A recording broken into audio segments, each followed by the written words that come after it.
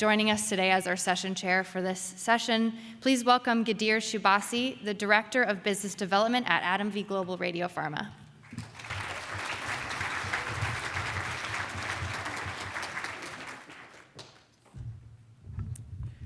Thank you. Good afternoon, everyone. It's truly a privilege to be chairing this session. Canadian Radiotheranostics Dragons Den, as the title indicates, was inspired by, if you follow the Canadian television show, the Canadian Dragons Den, where innovators are faced with dragons, basically pitching their innovations and requesting investment. Today, we're deviating from that. And we will have panelists of dragons, 4 of them, who are very well experienced across the board, from academia to industry and in the healthcare investment world. So with that, I would like to invite the panelists to come on board. So first, I would like to welcome Dragus Berbical.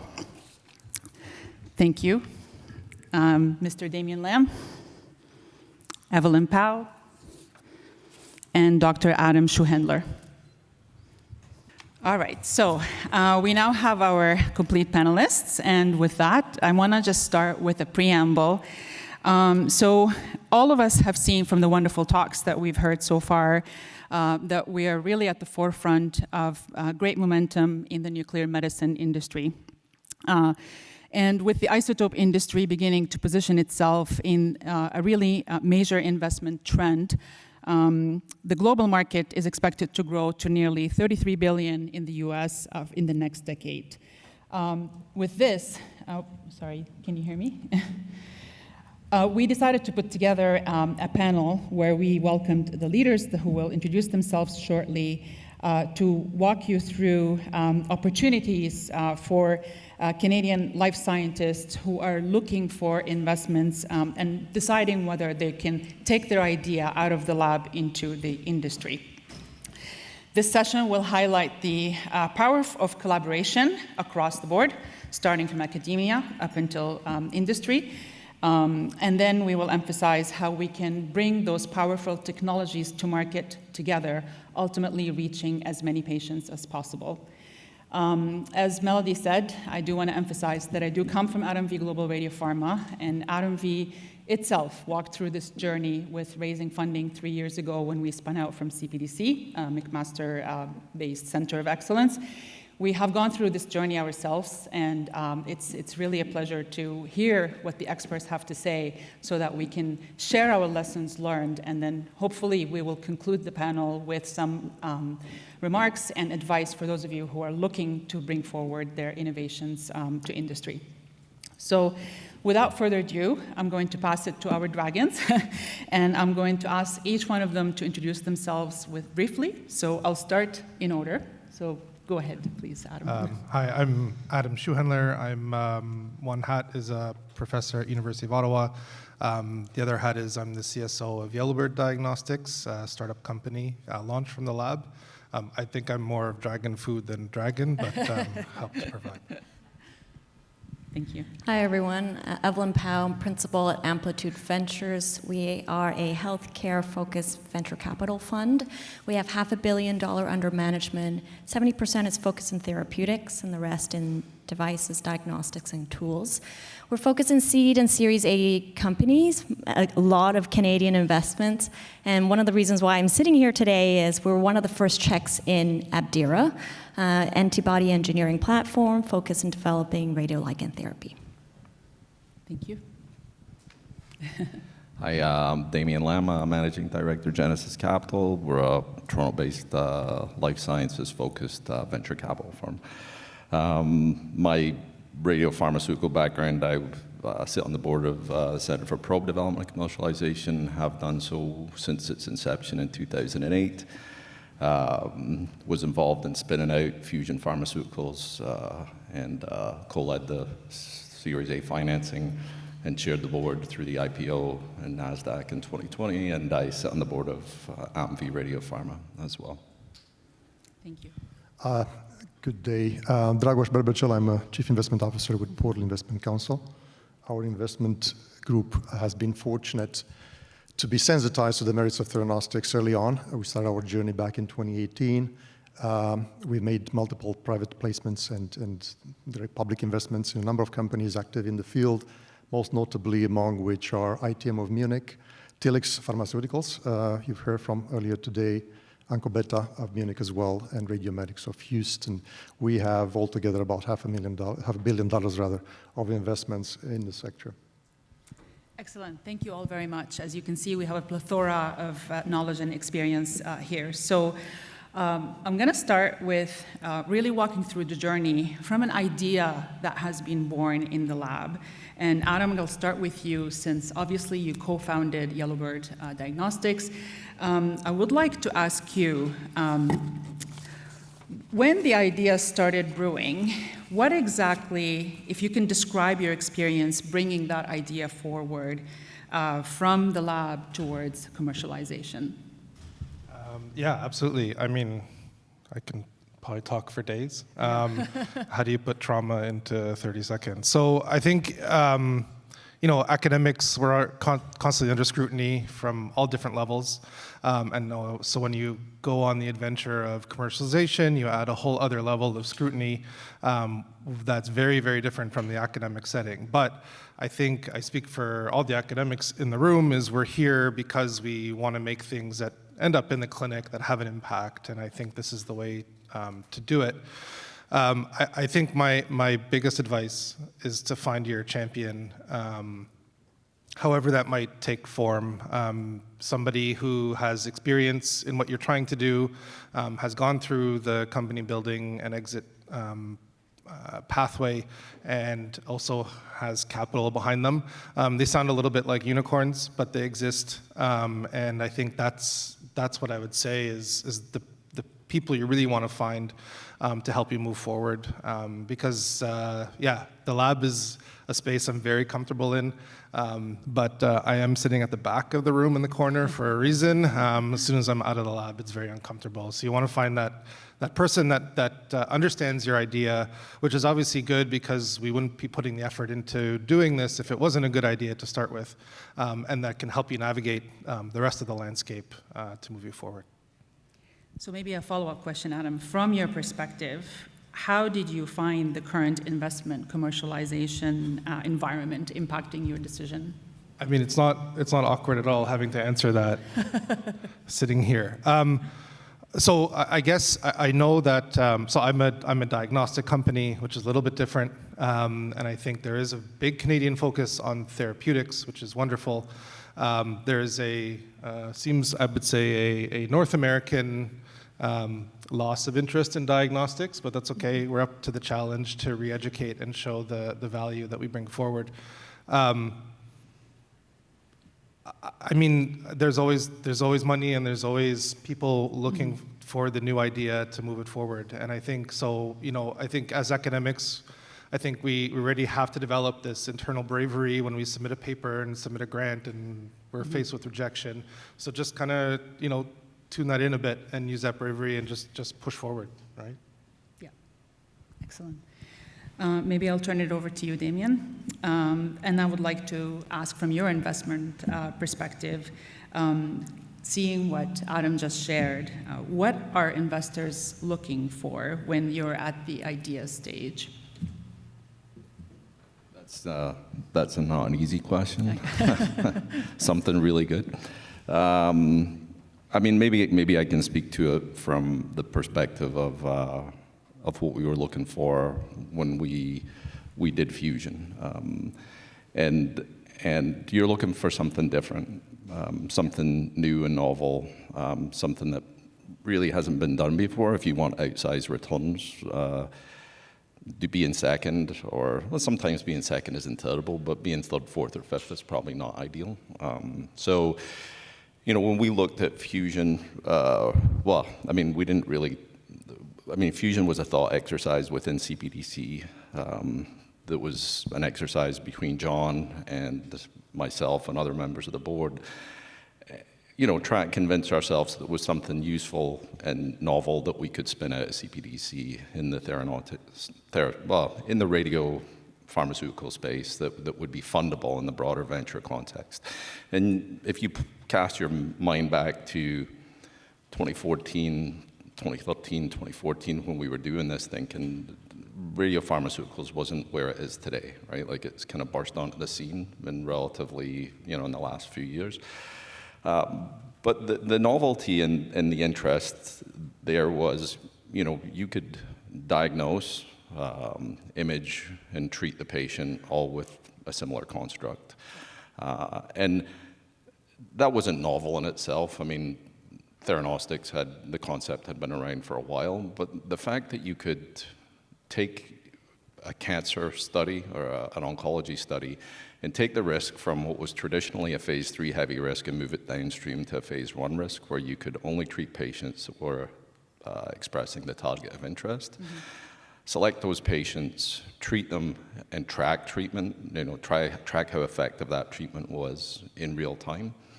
That was novel, and that was interesting, and that was what we thought was fundable. And I think that's why Fusion was funded to the extent it was, and why other companies, similarly were funded, at that time. So, looking at radiopharmaceuticals today, doing the same thing again is probably not the answer, right? Like doing something novel and different is probably the answer now. And so that's what we're looking for today. We remain interested in radiopharmaceuticals. We have a network that's relevant to the space, but we're looking for the next thing, not the same thing as we looked at 10 years ago. Okay, so novelty is your criteria. I'll move to you, Evelyn, and I'd like to also ask you, from your perspective, given your experience, what can Canadian hospitals do to create a more fostering and supportive environment for commercialization? Thanks for the question. Maybe provide a bit of context. So where we sit, and similarly for Damien, we see all modalities, not just radioligand therapy. We see ADCs, we see cell and gene therapies, small molecule antibodies. So radioligand therapy is a different beast on its own. I think multiple speakers has kind of speak to that today, is because the hospital is now part of the supply chain. Oftentimes, other therapeutics and modalities, a hospital it's part of just the deployment of therapeutics. They're put bag next to the patient and have an infusion chair, have a nurse monitor, and that's it. Radioligand therapy with the hospital is hand in hand with that logistics and infrastructure. And I think that for Canadian hospitals, that infrastructure and complex manufacturing is one of the reasons why we're looking at what are the right funding mechanisms, what are the right teams or right trials, and talent to run and think about commercializations in these contexts. I was talking to a number of people ahead of this panel today to get a bit of consensus of radioligand therapy, in my opinion, I believe has more phase 1 investigator-led first-in-human studies than other modalities. Mm-hmm. This is thought-provoking, maybe. Right. But it's because of the infrastructure that you need. And as an investor, when we see first-in-human data, that is actually a value-inflecting data set, because oftentimes in other modalities, we're looking at human data to really know and value the company. And the fact that hospitals, even before spinning out into a company, oftentimes, and investigators have this first-in-human phase 1 data set that's available. And I think that is a really great opportunity for investors to see and de-risk, because they can see the treatment from dosimetry data and assess whether there is true commercial potential and differentiation, like Damien said, looking for something novel and different. And I find that for radioligand therapy, that is actually unique in this modality. And it's something that's a great opportunity, at least for Canada, given the strong infrastructure that's already available. From your due diligence exercises, do you think that the clinical infrastructure readiness is part of what you look for, or are you really focused on the idea itself and how it translates? No, absolutely. So it's not just the idea, but I think this may bridge to my second question later on in the panel. What we're looking for, it's the whole package. It's the supply chain. How do you figure that out up front as you pitch to us? Have you figured out what is the novelty? And I think some of the panelists today talked about, is that better safety, better efficacy? How does it fit with existing equipment? how does it make the lives easier for the team, and all those things a bit more mapped out when you approach and pitch your ideas in the first place, just so that we know the differentiation and we know the challenges in the logistics and supply chain. So, having that conversation up front and knowing those answers will be very helpful for those first meetings. Excellent. Okay. Thank you, Evelyn. I'd like to move on to a topic that is really interesting, maybe for Dragos to kickstart on. So, challenges and opportunities, as we just heard, across the value chain. From your perspective, Dragos, what do you think are the primary challenges and risks across the board, starting from isotope supply all throughout the value chain, given your experience so far? Thanks for the question, Gadir. Yeah. Boy, where do I start? I mean, how many times have we heard today the word bottleneck, right? Or single points of failure come to mind quite often, right? But I think to start, I'd like to start from the position of what's the ideal, or what's the most value that the value chain, the supply chain can deliver. Yeah. And I think that what we're looking for here is reliability, scalability, and patient access, right, from one end to the other, right? And this industry has not been obviously lacking challenges along the way. There's just some teething issues, of course. There's obviously the ever-changing regulatory environment. But if you start sort of from the upstream, you have the part of the industry where you are reliant on irradiation infrastructure, some of it is aging, some of which is constrained, capacity constrained, and fortunately, some of our investment partners or investee companies have been doing great work in loosening up that constraint with cooperation with the industry. Bruce Power, ITM is well known for making more lutetium available to patients. But overall, that constraint is there, hasn't been overcome.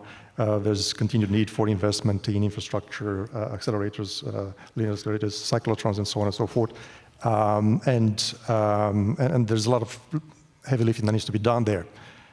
Going beyond that, you are dealing with what can be aptly described as ice cubes, right? You're moving ice cubes around, right? And logistics becomes capital, right? And I think we had a speaker here in the morning that very colorfully illustrated the challenges of getting the product up to Thunder Bay, right? And how important it is that everything works like a Swiss clock. And what should not be done or what might get you in trouble is the best example that I can come up with is the situation during the COVID crisis, right? When flights were grounded by and large, and you had not a lot of flights to work with, right? And that was a global issue, right? And you move from that to the regulatory constraints, right? And somebody else, another speaker. So what I'm doing right now, actually, you might have noticed, I'm just summarizing what's been happening since this morning here, right? And somebody else pointed out that obviously radiation safety is an important matter to observe, right? If you're minded to build a company, start a company in the field, right? And that's true from the reactor all the way through the infusion chair and quite often beyond that, right? And on top of that, then you're actually dealing with a medicine which needs to be CGMP compliant, right? And you have another layer, sometimes contradictory, right, embedded in there, right? Beyond that, you have the matter of the workforce, right? There's a great need, as you do need to be compliant with the things I mentioned earlier, there's a great need for people that really know to do quality assurance, quality control, and build CMC packages for regulatory approval through the process, right? There's the issue of manufacturing, of course, right? And who could forget, just want to open a bracket here, but it is said in relation to nuclear, an adage is that a failure anywhere is a failure everywhere. And who could forget the chilly days, let's call them, of early 2023, when the very promising drug Pluvicto and Novartis was left with no choice but to essentially embargo patients or onboarding the new patients for a number of months, right? And the learnings from that was that success is not to be taken for granted. It was also good to see how the industry came together. The SNMMI wrote a letter to the FDA to expedite the review of the manufacturing facilities. Partnership is another way to deal with that, right? And CDMOs can play a key role in that structure. Then there's the question as should companies at an early stage, radiotheranostics companies, should they invest in their own manufacturing infrastructure? And I mean, if we learn one thing in this industry is that redundancy is an existential need, right? But then ultimately it goes back to finding this ideal balance between building our capacity and doing it so on a profitable basis, right? Yeah. And I don't think anybody's got that answer quite yet, right? But it's nonetheless one of the realities of the industry, right? So I think we've gone through quite a few challenges thus far, right? And then we haven't even gotten into clinic yet, right? And the availability of the imaging equipment, the degree of understanding, education of the medical oncologist, or interest even that medical oncologists might have in using radiotheranostics products, right? So thankfully, it's not all bad news, right? We're at Portland, we would like to think of each crisis as being both danger and opportunity, right? And what we're seeing nowadays, people that understand where the bottlenecks are, where the challenges are actually founders of companies or finding solutions around those bottlenecks. And they're not always strictly related to developing a clinical development asset, but sometimes it's just providing the requisite infrastructure. You mentioned capacity constraint, which is very interesting. From an investor perspective, do you think that's a deterrent or an attraction point? The capacity constraint, I mean, it's, as I said earlier, it's a reputational risk for the industry, right? So we had a few close calls in the past, right? I think obviously we're getting better as an industry, right? And I think the model is going to be in the future one of co-opetition, right? Where you do have to work with your sort of within sort of both vertically and in parallel, find common ground with the other participants in the industry, right? And make sure that capacity constraints are overcome and everybody gets to live another day and develop their product along the way, right? Yeah. So from our perspective, you have to be mindful as an investor as to where these pain points are and probe around them as you due diligence, of course. Damien, do you want to add to that? So you seem like you're nodding your head. Yeah, I don't think the days of capacity constraint are behind us either. Like, I think it's, in fact, with the massive growth in the pipeline, I think we've got more capacity constraints ahead of us. And I don't think these represent existential threats anymore to the industry, whereas in the early days they may have done. If we had fallen flat with some of those early products, we may have taken a big step back, because what a lot of people forget is this is not the first generation of radiopharmaceuticals. They kind of landed with a thud back in the, I can't even remember the name of those products now, but we weren't ready for them then. We were ready for them now, but we're not through this sort of valley yet. And I think programs, they may not fail as a result of this, but companies might. Early stage companies might, if they can't if they can't get isotope supply and they can't get manufacturing, they will get snapped up by bigger companies, but people will lose money, and as a consequence, and this happens in our industry, and it's not always necessarily because of they don't have a good product. They're unable to get it, across the hurdles required to get it where it needs to go. And I think this is probably more of a reality today than it might have been. I think the industry is rushing to catch up with the supply constraints, but I think there'll be casualties along the way. Yeah. Evelyn, you touched upon this earlier, so it comes back to your clinical infrastructure in the value chain. So that obviously is an aspect to keep in mind, right? Attracting investment into potentially constrained clinical infrastructure. Do you have any thoughts further? No, I think we've covered most of it, but again, it's talent. It's having operators that has done this before on your team, because like we heard from this morning, pharma and radioligand therapy facilities contradict each other. So knowing those pathways in-house and not an external third party, ideally in-house to address those questions as they come up would definitely de-risk either supply chain, capacity, site visits, feasibility, and any other problems that could come up. And you definitely do need specialists on the team. Great segue for the next question. So talking about talent and obviously building a team of expertise in this niche industry is a key to our success. So I'd like to cover it from all angles. So I'll start with you, Adam, since you just co-founded a company. What are the skill sets that you were seeking when you formed your company, and what did you face in recruiting and retaining that talent? Yeah, it's a really good question. So something I'm still learning along the way. So I was lucky. So I co-founded the company with two former PhD students from the lab who worked on developing the technology that then made up the product portfolio in the company, and they were both willing to go full time and go after this and grow it. So we did a lot of navigating and trying to find the talent, and for a startup, everything's about runway, and people eat up that runway very quickly. So it was trying to balance what the team could do versus what we could do with kind of bootstrapped consultants and expertise. And we're really lucky in Canada. You've heard a lot about CBDC and CMIE. These were and continue to be huge sources of basically free help for us in all aspects. And I know this might be third party, but it's what we have, right, to start as a very small group. And I think that's made a lot of difference. And I think it's an opportunity in Canada to really differentiate from other areas in the world where that support might not be that readily available. And it's definitely accelerated our abilities. And from an investment perspective, I'd like to hear your input, Damien, on when you are doing due diligence, what is a criteria for you when you're assessing a team? On the people front, on the human resources front, yeah, good question.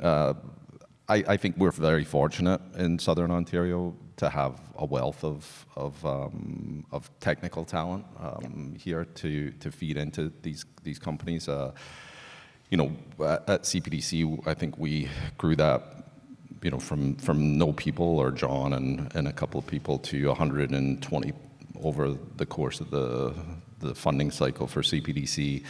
Most of those people were spun out into either Fusion or into AtomV.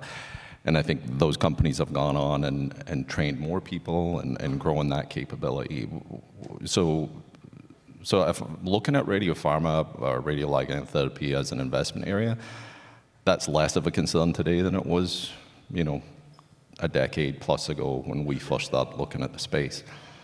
I think what remains a concern as you build and grow a company is management expertise. So for Fusion, we had to build out our clinical regulatory capability predominantly in the United States, because you needed individuals who were familiar with both running clinical trials and dealing with the regulatory authorities south of the border, because the U.S., despite all the sort of ups and downs we're going through right now, remains the largest healthcare market in the world, and you got to get your products to market there if you're going to ultimately succeed as a commercial entity in the healthcare space. So business development is another area that you probably need to look, broadly, because again, if your market is global, then you need people with networks that are global. And it doesn't mean they're not here, but you can't restrict yourself to that. So yeah, it's a big part of what we consider when we think about investing in a company. And it's not just investing in a company, but how we think about how we're going to grow that company and what that company needs as far as resources are concerned. What do we need to think about as we, buy down risk in the company? And in human resources, technology and human resources are the two things that ultimately will determine whether you're successful or not in an investment in this space, or any space for that matter. So. Mm-hmm. Dragus, would you like to continue with your thoughts on the team aspect of a startup? Sure. Thank you. We're a bit more of an unorthodox investor. We were not specialty in healthcare when we got into the field, right? So we have a bit of a meta-analysis on top of. But before I even go there, radiotheranostics is a team sport, right? Nobody can do everything by themselves, right? So especially if you're a mission-driven, visionary scientist that's really focused on solving a big unmet need, then you need, like Damien said, you need to have the ability to see around the corners and sort of see where a company might be in 5-10 years. And I think that was mentioned a couple of times earlier in the day. And you're not going to have that type of perch from your lab. You need to partner with somebody, either a co-founder or bring somebody on this advisory board, right? That's really done in the industry a few times over, right? Preferably, and I think it's on some level it is incumbent upon yourself as a founder as well to be out there and be sort of part of events such as this one, right? And try to connect with people, try to interact. It is whereas Canada has a leadership role in the industry. It is a global industry, and you need to scale eventually, right, to be able to be successful, and obviously the ability to change notes with peers around the world. And so far as what we do beyond that is we look at people that that exhibit three key characteristics: passion, intelligence, and integrity, right? And people that have we call it staying power, right? Because more than once along the life cycle of a company, you're gonna hit some snags, right? And do you have the ability, do you have the chemistry within the team as well? That's another important item, right? So you can assemble a great team, but if there's no chemistry, then that might come apart at the first hurdle, right? So there's many things you can look at around people, right? Beyond obviously their competencies in science. We can discuss at length, but in the interest of time, I would like to ask the panelists to each share a piece of advice that you would have if we were to have another Adam, a researcher who is to come and pitch a new idea and basically searching for seed funding, walking through the journey that you have. What piece of advice would you give that person to succeed? I think the first thing is,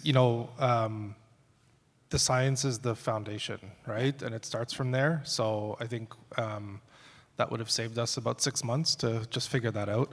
And I think it goes back to what I think my first answer, right? Find your champion and find those resources in Canada or globally that will help you expand your team composition without eating away at your ability to move this company forward as you're starting to raise these funds in the very early rounds. Evelyn, what worked and what didn't in your opinion? I'll just say what works. I would say is really understand your value proposition and the differentiation. Knowing that up front and kind of say this succinctly and very clearly the value prop and what is the differentiation with the technology, whether it is to improve the current value chain, whether it is to improve the patient's standard of care, safety, efficacy, needs to know that quite early and have that conviction. Thank you. Yeah, I mean, I think you need to be resilient. Like that's I would say the key requisite in raising capital. I mean, I said this in our panel prep.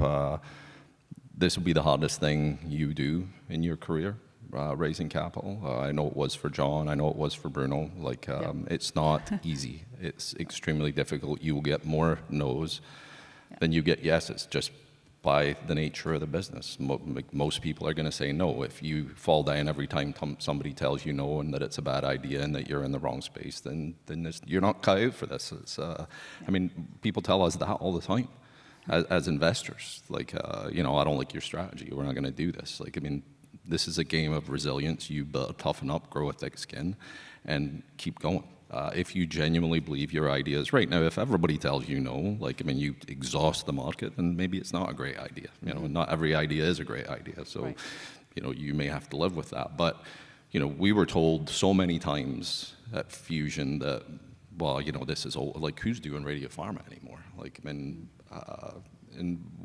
If you believe fundamentally that your technology is differentiated and it solves a real medical problem, then you just have to be resilient, keep going. Perfect.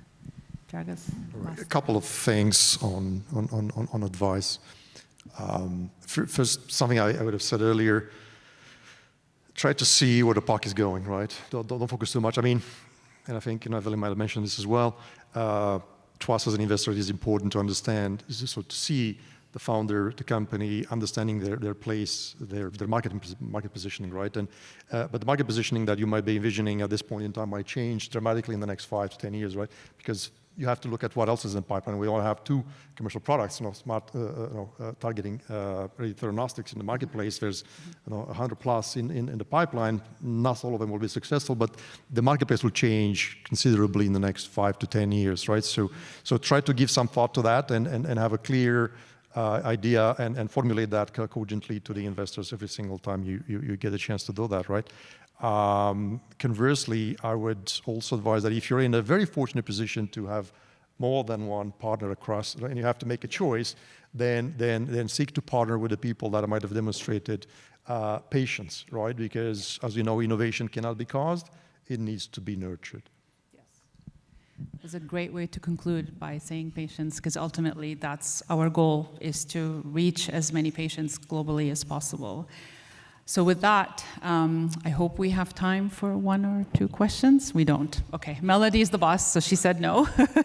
But I really, really sincerely hope that you have enjoyed the panelists or the dragons. They were friendly dragons today.